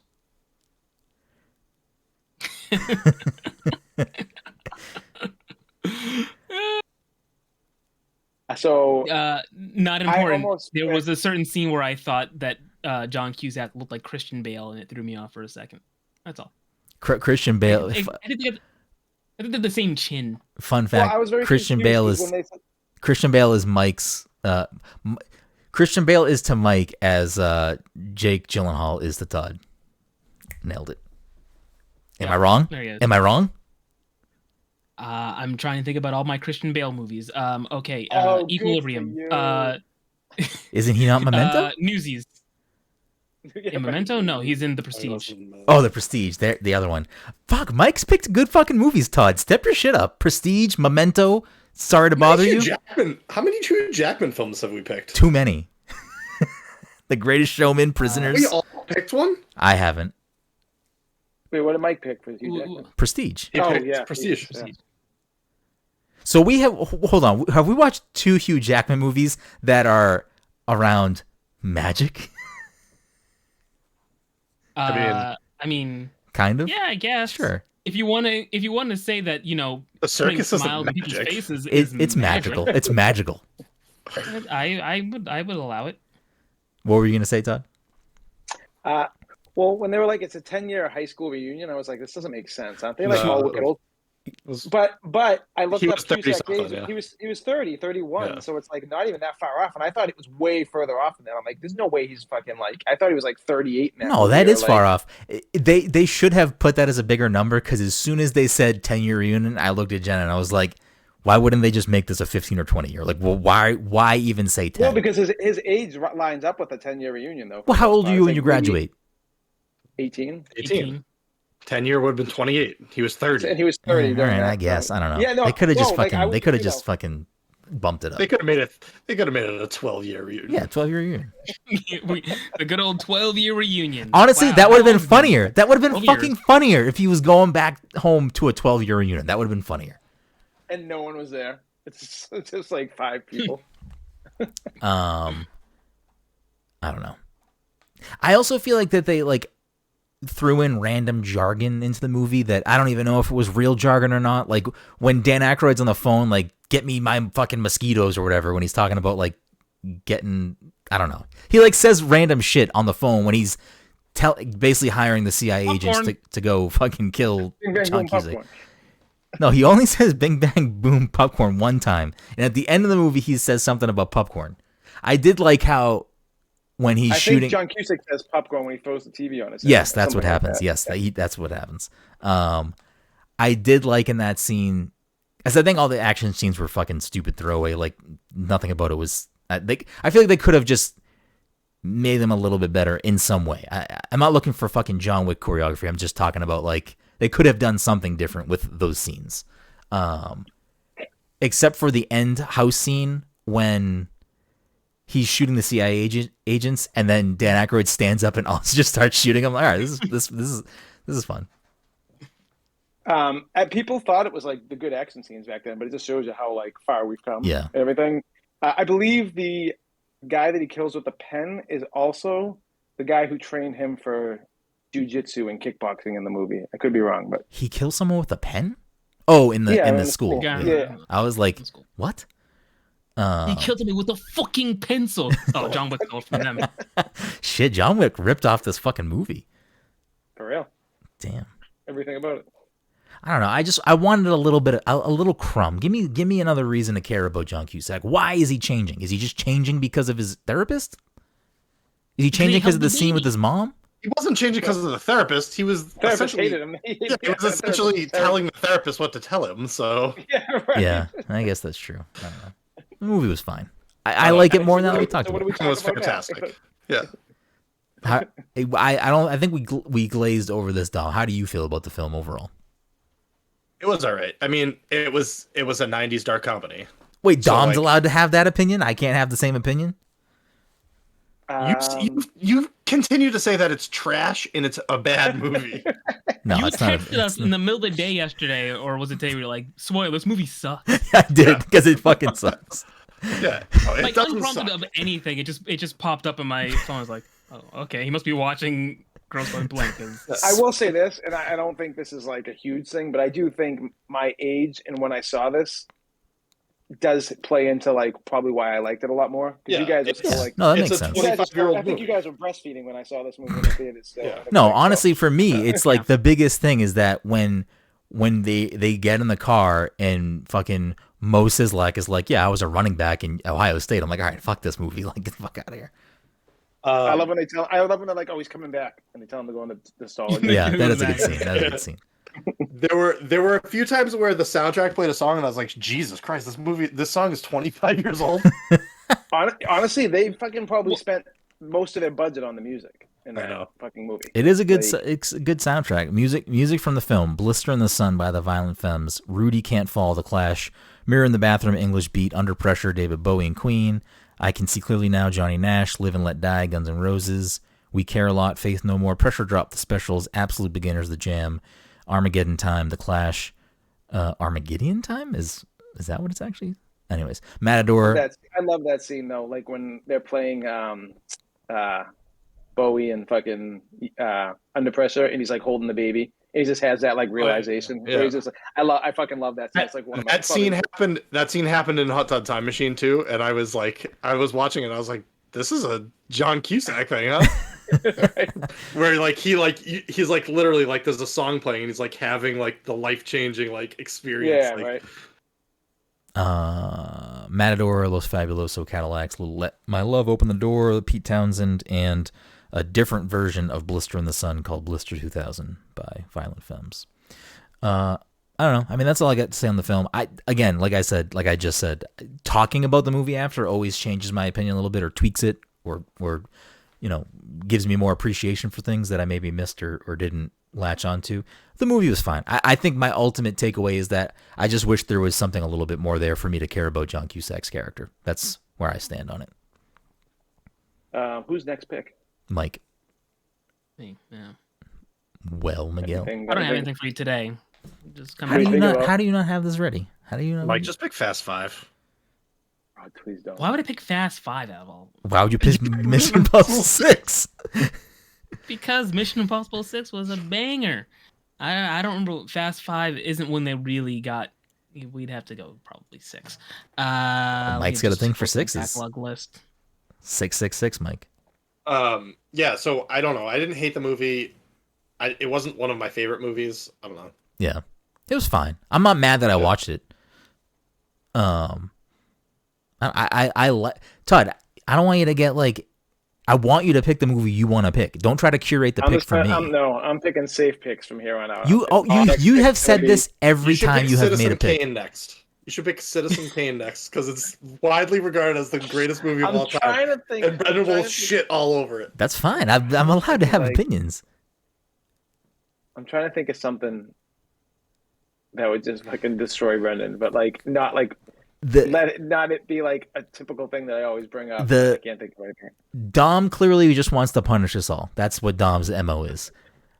I don't know. I'm not punishing you guys by watching musicals. I mean, there's probably musicals are family classics. There are probably good musicals you could pick. I don't think you've picked a good one yet. I would disagree. He's only picked one so far. Well, I don't think he's picked a good one. I'm gonna pick Critters next and make you watch that. What the fuck is that? 80s. It's an 80s. I remember seeing Critters on like TV as a small child, and not. All I can remember is like the big ball of critters rolling over somebody and then just leaving bones. Wait, when you say Critters, it's not like a spider movie, right? No, it's like because that I'll just veto. Like that, I'm not. You're thinking about eight-legged fruits. Pick Arachnophobia.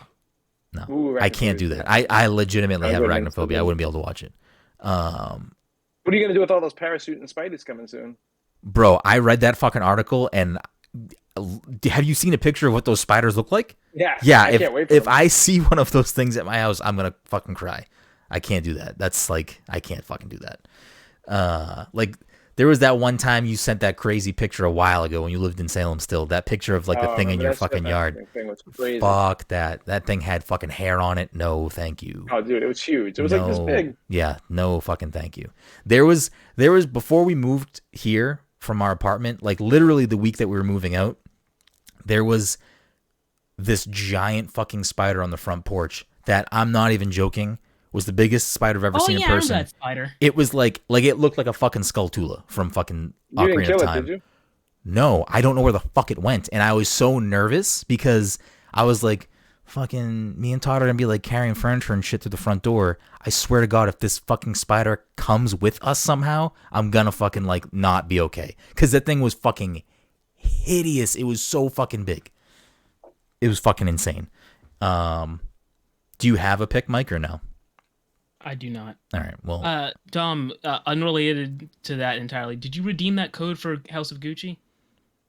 Oh shit, Mike's pick. Mike's teasing his pick. I'm still trying. I'm still trying to redeem it. It's been. Please don't pick that movie because fucking Jared Leto's in it. Oh shit, Mike's picks are Jared Leto picks from now on. Oh shit, Mike, we could do that. Am I doing Dallas Buyers Club? Am I doing? Is he in that movie? Yeah. Is he in that movie? I don't fucking know. Yeah, he won the Oscar for it. Yeah. Okay. I have that Blu-ray. I own that on Blu-ray. I don't even know where I put House of Gucci, Mike. So. I saw the coda. It's just that it won't redeem. But what are other movies that you have on your list? On my list, a bunch of them are movies that I think all of you guys have seen, like Jojo Rabbit, Wolf of Wall Street, Parasite, Knives Out. They're all movies that I think most of you have already. You haven't seen these, Mike? I have not seen them yet. Like I've been meaning to watch them. I just never got around. Listen, why am I blanking on Parasite? Korean movie. Yeah, the Korean movie. Oh, yeah. Same director that did yes, Train to Busan? Or no, what was the movie we watched? Oh wait, no, Parasite is the movie that won. But he also did Train to Busan, right? Oh, I'm thinking of his other movie when we were talking about that director.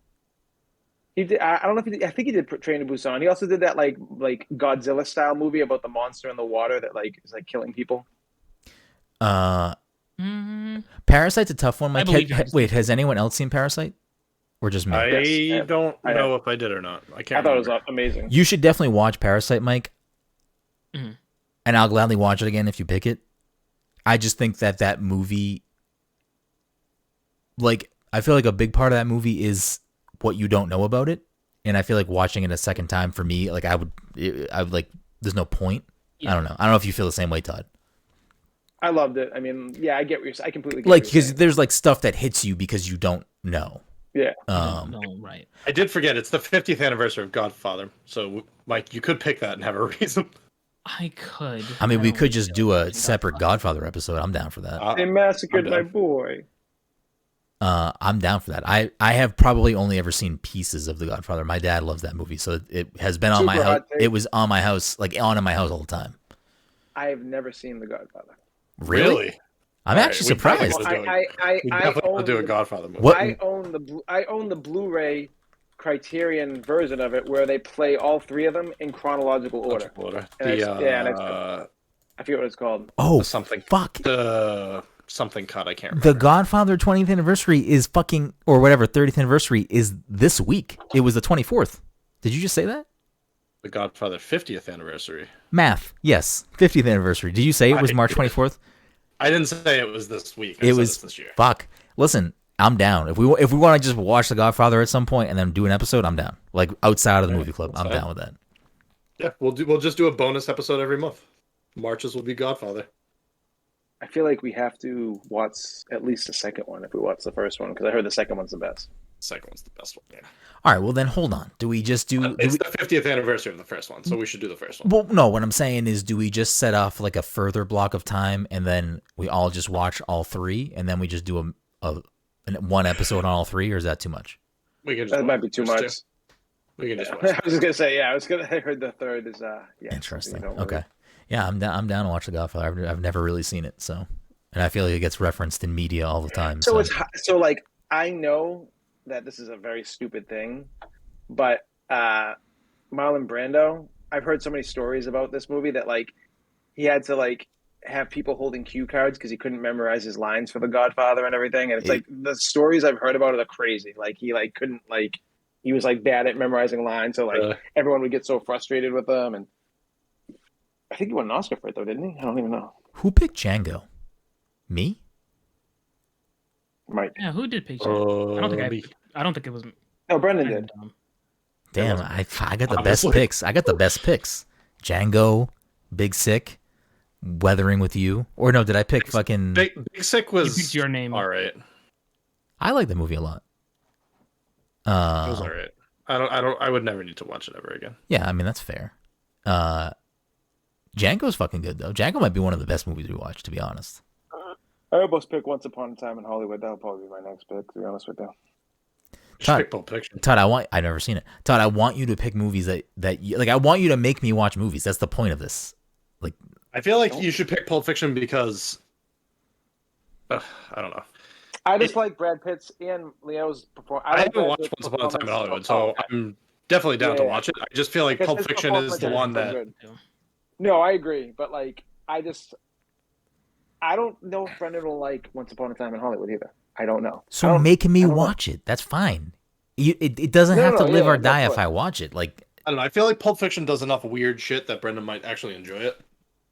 Yeah, maybe it might be a little too like druggy, like hardcore druggy for him though. Like there's like a lot of like yeah, but I can fucking like I can avert my attention if that's the case. It's like heroin. No, you can't. Like, it's literally one of the plots of the film is like I don't know. We'll see. I'm down to watch whatever. I will say I did watch the first episode of Euphoria. I don't know if anyone else is watching that show. I can't watch more of that show. The show's all set for me. Can't do it.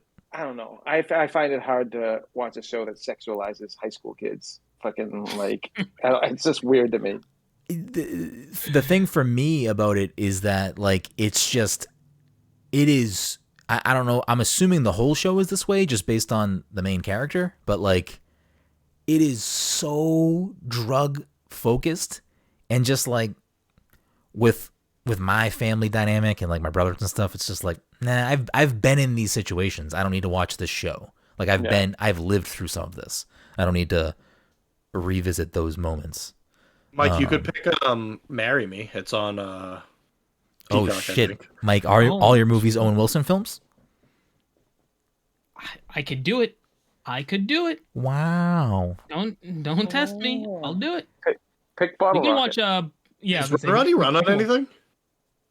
Is what? Is Run Runny run on anything? I don't think so. I think that was the reason why you bought it. Are you picking your movie tonight, Mike, or no? I'm not picking my movie tonight. No, take your time. All right.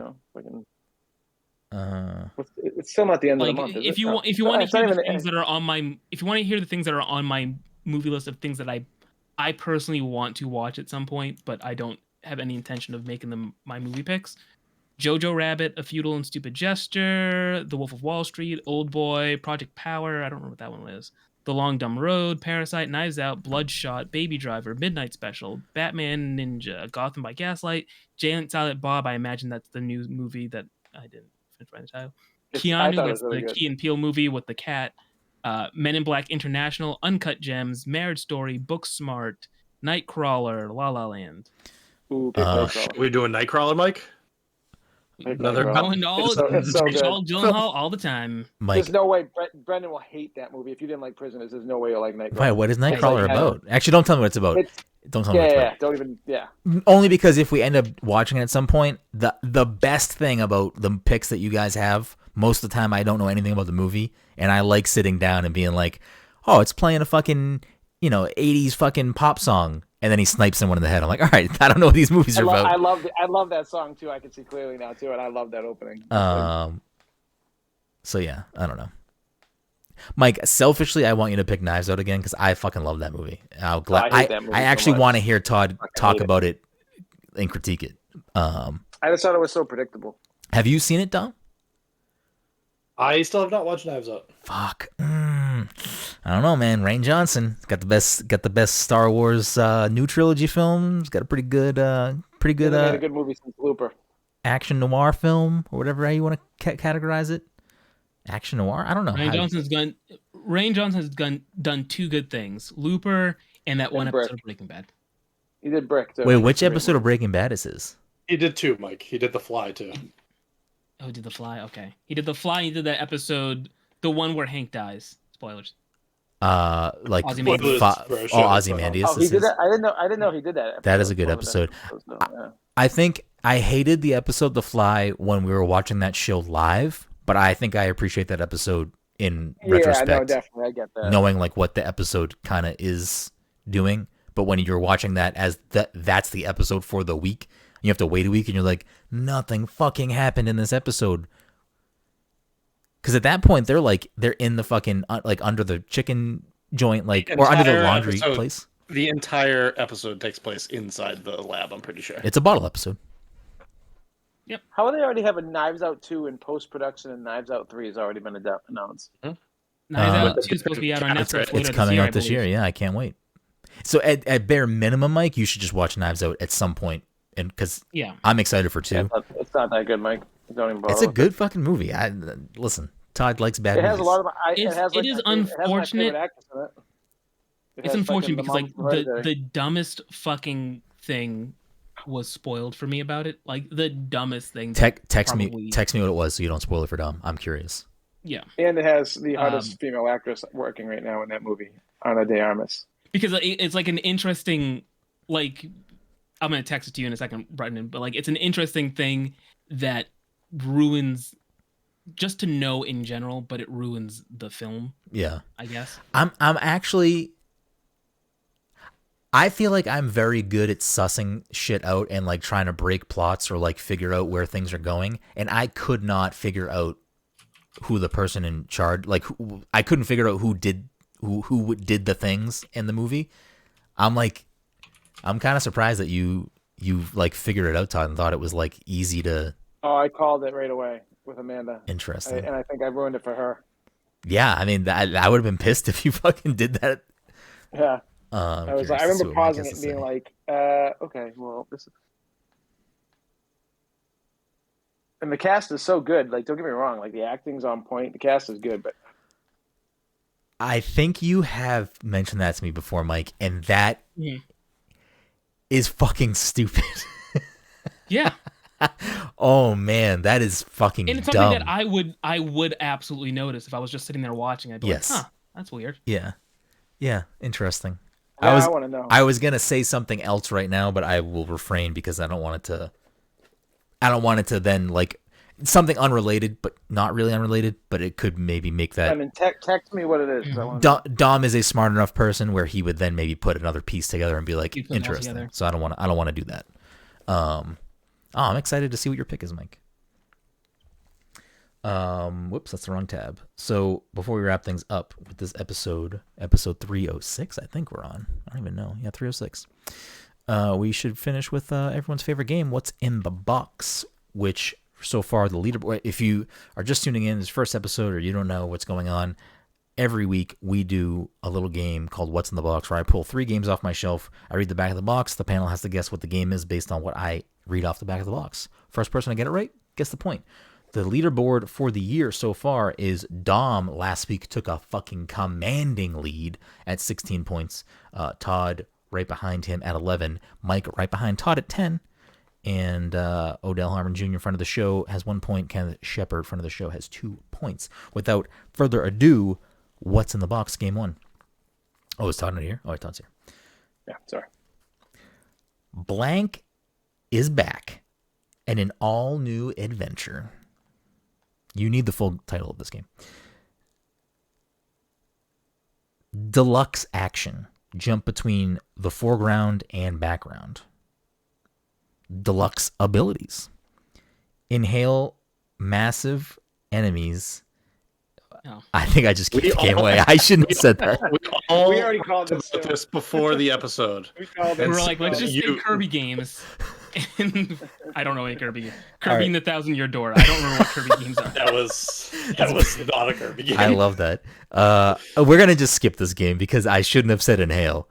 And I'm curious. Foreground and background. I'm curious if anyone would have got it. This doesn't count. I just want to see who gets Foreground and background. Inhale massive enemies and obstacles with the new Hypernova ability. Since you know it's a Kirby game, you can only get one guess, but no one gets a point. So one guess per person. Transform with 25 different abilities. Deluxe game modes. Kirby Fighters. Battle your friends in local multiplayer. Play 6 unique game modes, including D2D's Drum Dash. Collect keychains. Kirby Superstar Deluxe. I have no idea. No. Collect keychains. Over 250 of keychains commemorating Kirby's adventures. Was this for the 3DS? Because I fucking can't remember the name of it. Yes. That game. Yeah. I know it's one of the soups. I played it. Any guesses before I we don't move know. on? I know what it's not. It's not Kirby's Air Ride. It's not Kirby's Air Ride. It's not Kirby Planet Robotron. It is not. Which most people say is the best Kirby game up until now. Do you know what's so funny? I've been trying to get that for Liam. It's expensive. Like $80. Yeah. You might as well just download it digitally onto it. Just download it digitally before the shop closes. Kirby has like some sort of like this game has some sort of like food title to it, right? Nope. Oh, okay. I have said part of the title already on the back of the box more than once. Deluxe. Yes. Kirby's Triple Deluxe. I love this game. Triple Deluxe. It's great. Deluxe, yeah, it's a good game. Anyways. I hope he goes 3 for 3. You'll never know. You'll never get it. You'll never fucking get it. Inhale this new title. This guy likes to put on hats and swing hammers. Help save the Waddle Dees from Help the pink cream puff ass. All right. The next game, which is the first game. From the co-creators of Kirby. I'm just kidding. Wait a second. From the co-creator of Blank and Blank comes blank, blank, blank, blank. Ooh, this is easy. Your pups are missing. You need the full title of this game. Do you have the Paw Patrol game? The cosmos is at stake. Only you and Blank can save everything in this bizarre comedy adventure.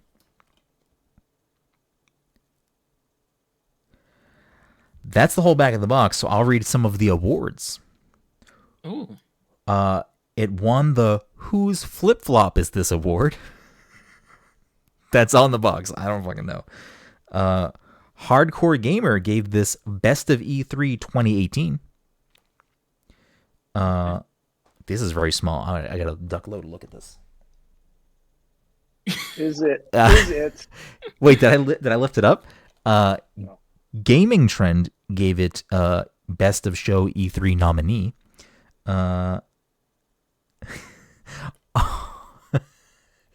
It won Best Schlopper Award.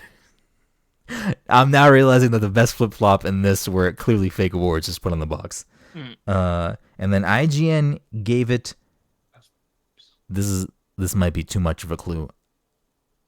So I'm gonna say too much water? I'm gonna say best specific genre winner.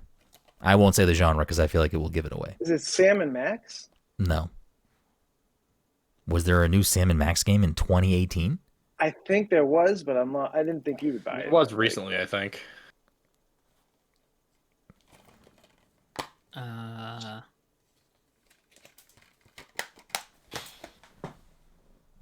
I'm not gonna get there.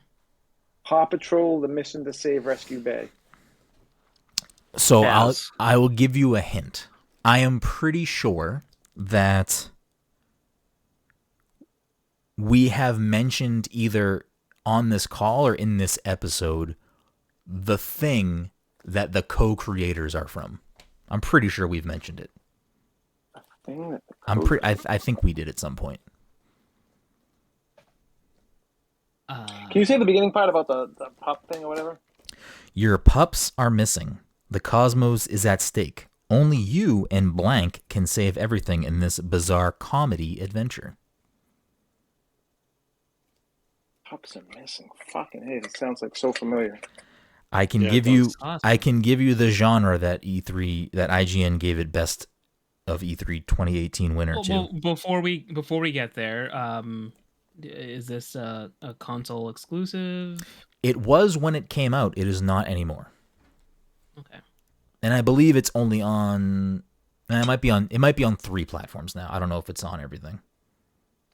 2018, so I think Jen is guessing. PS4. I'm confused. She just texted me a random game title. I don't know what's going on. Did you get it right? She's like Toe Jam and Earl. She did say Toe Jam and Earl, Mike. It's not Toe Jam and Earl. I figured. Yeah, I got no clue. All right. I will say what the genre winner was. It was best VR game. That's what I was thinking of when you said it, but still. Trover. 2018. Fuck. I forget what the. Trover Saves the Universe. Yeah. Mike, you gotta fucking hold it in. You can't say it out loud. You gave Todd the point.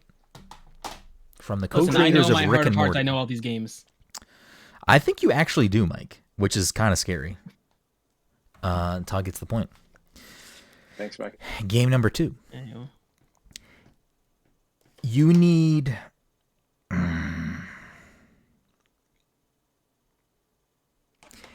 Unless you... I might give some wiggle room on the title of this game. Kirby's Air Ride. We'll see. We will see. In his final battle, a hero must stand alone. Ooh. Lead legendary hero blank blank in this final chapter of the blank blank blank saga and infiltrate all new battlefields with all new gear. Metal Gear Solid 5, Sons of the Patriots. No, but I am happy that you went the full way of giving me a title. The title. Wait, what did you say? Metal Gear Solid, Sons of the Patriots. Oh, that's not even 4. Metal Gear Solid 4? Is that the last one? Metal Gear Solid 4, Sons We have to give it a Todd. He didn't say the title right, but it is Metal Gear Solid 4, Guns of the Patriots. Guns of the Patriots. I'm not gonna deduct you for that. Oh. Todd, clean it up. I was thinking 5 was the last one, but then I realized 5 was just like kind of It's Phantom Pain, Phantom Blood. Yeah. Phantom. That's why I had to, because you said 5, but then you said the title of 4, and I was like, this is gonna be a weird one. Todd going for the sweep. Is Todd getting that sweep it? Game number 3. He's going for it. Fun. Yeah, you need the full title. Fun shall overcome. Play through a hefty collection of developer challenges cooperatively or competitively. Create your own worlds, build your own levels, create obstacles, and even minis. Share the fun and submit your levels for other players to play, or just join your friends and play levels designed by blank blank blank players around the world. Mario Maker. I'm sorry, you both spoke Mario at the same Maker time. 2. If I was going to say that next, but we both said Super Mario Maker. You are all wrong. Okay. I feel like that would have been too easy. Yeah. Meanings. Sorry, did you finish everything? The way he stopped makes me think that Mario Maker has a different name that we're not thinking, but I don't know what New that would Super be. Mario Maker 2. It is actually Super Mario Maker, but that is not. It is not Mario Maker. Yeah. Oh, you said Super, Dom? You said I Super. said Super Mario Maker. What did you say, Todd? Is that it? Did you finish the box, or was That's the box, baby. I said a lot of things. Yeah. Fun shall overcome. Play through a hefty collection of developer challenges, cooperative or competitively. Create your own worlds, build your own levels, create obstacles, and even minis. Share the fun and submit your levels for other players to play, or just join your friends and play levels designed by blank, blank, blank players around the world. Little Big Planet 2. Nope. Little Big Planet 3. It's Little Big Planet, Mike, you dumb. You said 3, Todd? Yeah. Dom gets the point. What is it? It's Okay. it's the first game. Why did you say 2, Mike? I don't know. Why would you pick the first one? Why would you? It was gonna go one way or the other. Either I was gonna say the right one or the wrong. That is one. true. At least See, this time. I'm always torn by saying the first game. Why wouldn't you start with the first one? Why would he pick the first one? Because, That's how I Mike, look at you it. need to That's look how at the I look tells. This is what I did. He said blank, blank, blank. Well, that's true. I also did Little do Big that. Planet. But I also, at the beginning, I said fun shall, and then I stopped. I flipped the game, and I said, nah, you need the full title. So, like, clearly there's no nonsense. But Dom had the right clue, which is, I said blank, blank, blank. Got to count the blanks, Mike. We should start giving Mike half points when one of us gets... I don't want your half points. I want to see how far you get if we start giving you the half points. I'll have to go through the episodes from this year and see how many times Mike has said part of the title but doesn't know the full title or doesn't feel confidently, and then someone else immediately says the game. Right. Got all those bonus points. I have one more game in my hand. We could do it, or we could just wrap it. Let's give it to Mike. I don't think anyone's getting this title, to be honest. TBH. I'm getting this. I got this. All right. I already saw the game. Mike's got half of it, so we got the other half. Blank is on a roll. You need the full title. In this playful adventure, draw blank. Draw blank. I'm trying to figure out how to omit things properly. We're going to skip that blurb for a second. One stylus, lots of ways to use it. Draw and roll. Tap and dash. Collect items. Protect blank. Up to 4 friends can play together. Jump into the game at any time. Additional accessories required for multiplayer mode. Sold separately. Blank. I almost just said the title of the game. Okay. Blank rolls out 3 transformations. Blank tank. Blank rocket. Blank submarine. Amiibo. Give blank fantastic power-ups with 3 different amiibo.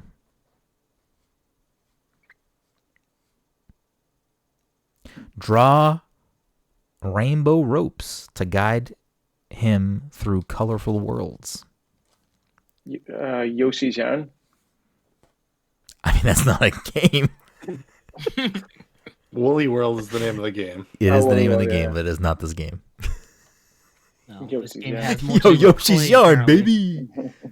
Game of the year. Clay Fighter Blank 64. is on a roll.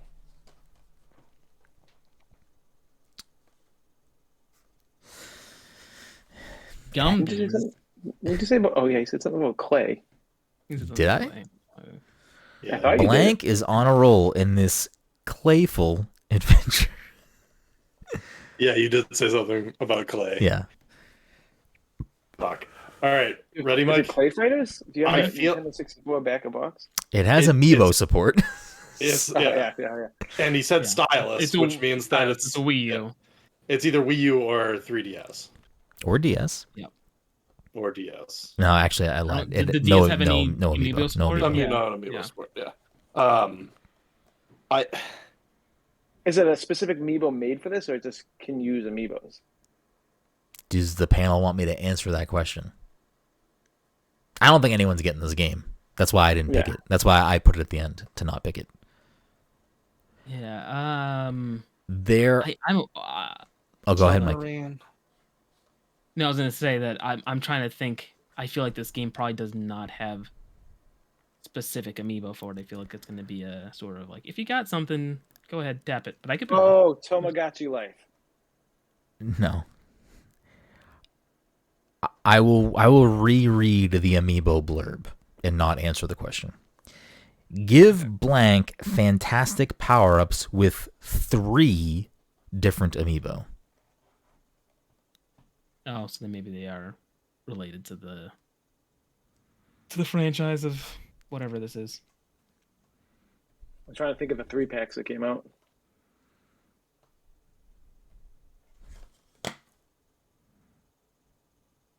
I'm looking at my amiibo like they're gonna help me. They're fucking useless.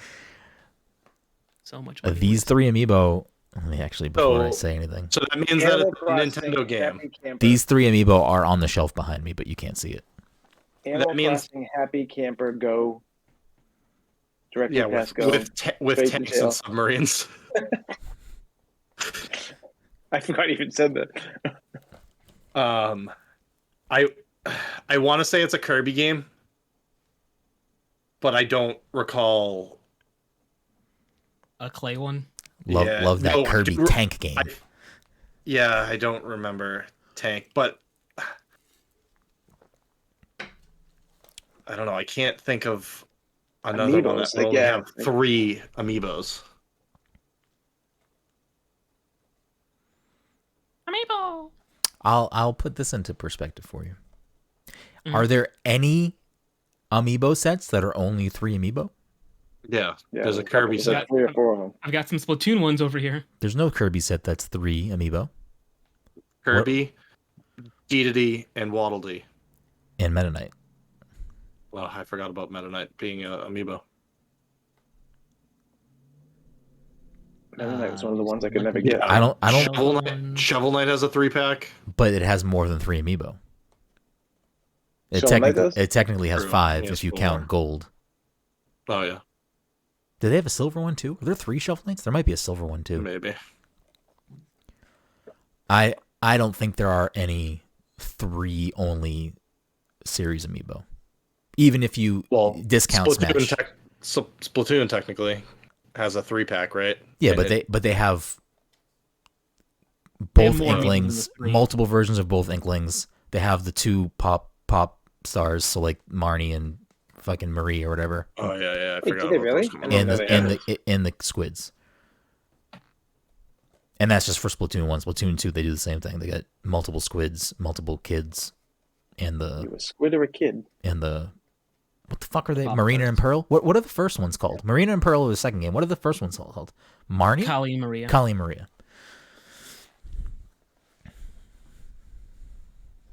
I can tell you... Submarines. Like, that's just throwing me off. The whole tank submarine thing. Do you want me to tell you what the amiibo are? Or what game they're from? I can't, actually. I'll give it away.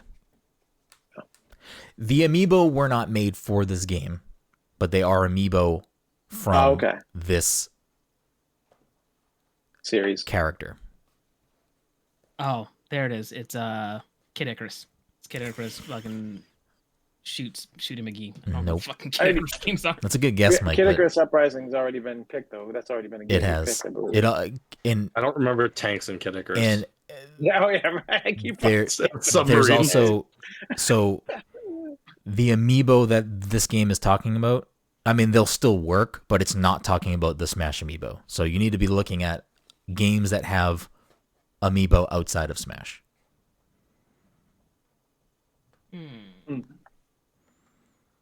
I can name them all if you want, if that'll help push the thing.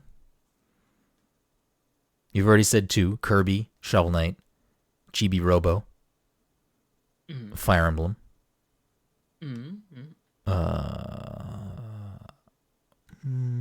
Zelda, Mario, Animal Crossing. So it's Chibi Robo, because he said Chibi Robo like right off the bat without having to think about Chibi Robo. Although I don't remember 3 Chibi Robo amiibo. Yoshi also has amiibo outside of Smash. I think there's someone else I'm missing. Animal Crossing. Pikmin does have amiibo outside of Smash. Metroid has amiibo outside of Smash. Donkey Kong has amiibo outside of Smash. Monster Hunter has amiibo outside of Smash. I guess Donkey Kongs are technically part of the Mushroom Kingdom Mario set. So yeah, I don't think he ever got anything other than that, right? Aside from the Skylanders one. Oh yeah. Which this is not a Skylanders game. I'll give you that hint. You have said the character already that this game is from. There were 4 Skylanders amiibo anyway, weren't there? I think it was just 2 versions of Bowser, 2 versions of DK. Yeah. I think I have one of them sealed, but I don't have all of them.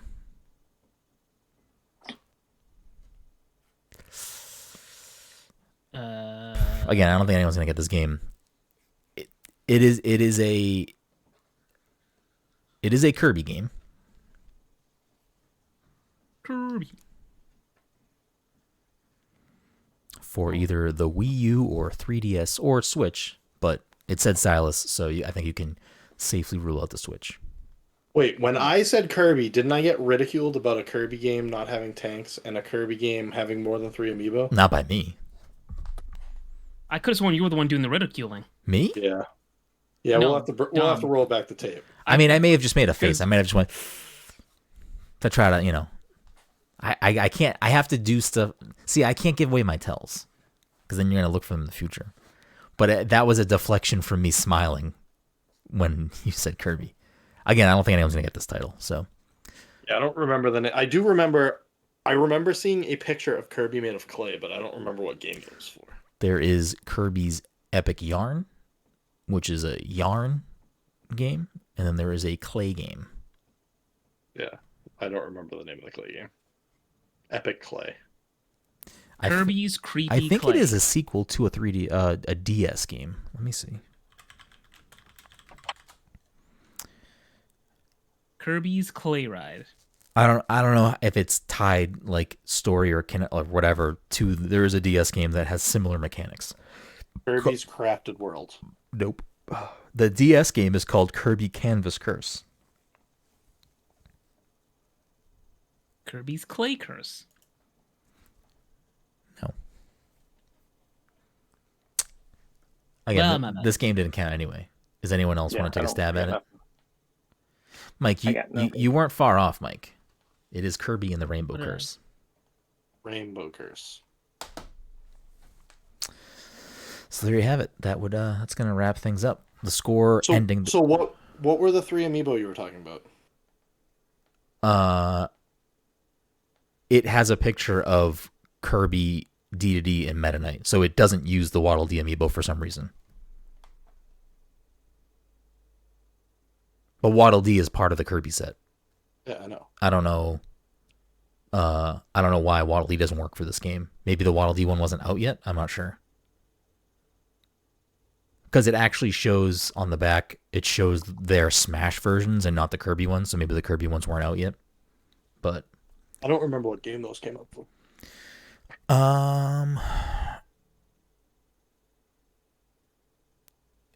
Maybe they came out for Robobot. I don't even fucking know. They might have just come out too. I don't know. But ending the week, we got Dom at 17, Todd making some progress at 13, Mike stuck at 10.